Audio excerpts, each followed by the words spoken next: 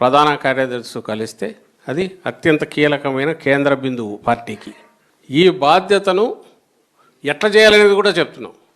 ఏ రకంగా మనం చేయాలా, ఏ రకంగా డెలివరీ చేయాలా, ఇట్లా చేయడం ద్వారా పార్టీకి ఏ రకంగా ఎంత ఉపయోగం ఉంటుంది అనేది కూడా మీరు కూడా ఆ అధ్యక్షుడికి నమ్మకం కలిగించే పని మీరు చేయాలి. మనకు అప్పచెప్పిన బాధ్యతను ఇంతవరకు నేను సక్రమంగా నిర్వహిస్తే జగన్మోహన్ రెడ్డి గారికి చాలా బాగా ఉపయోగపడినట్టు, సేవ చేసినట్టు పార్టీకి.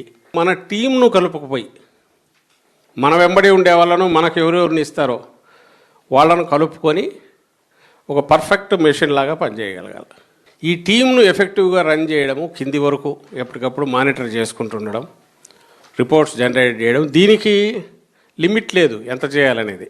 మనం ఎంతవరకైనా పోవచ్చు మనకున్న ఓపిక, దీన్ని బట్టి ఇంకా స్థానిక పరిస్థితులను బట్టి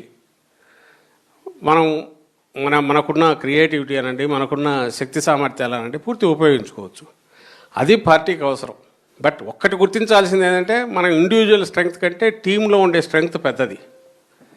ఈ టీంను బిల్డ్ చేసుకోగలిగితే జగన్మోహన్ రెడ్డి గారికి బ్రహ్మాండంగా మనం ఆయన ఎక్స్పెక్ట్ చేసే దానికంటే 2 ఇంతలు చేసినట్టు, మేలు చేసినట్టు, లేదు పార్టీకి అంత బ్రహ్మాండంగా సేవ చేసినట్టు. ఇలాంటి దీని గురించి ఇంత స్పష్టంగా ఎందుకు మీకు చెప్పాల్సి వచ్చిందంటే మీరుండే స్థానం అట్లాంటిది. ఇప్పుడు మీరు ఏ పదవిలో ఉన్నారో అది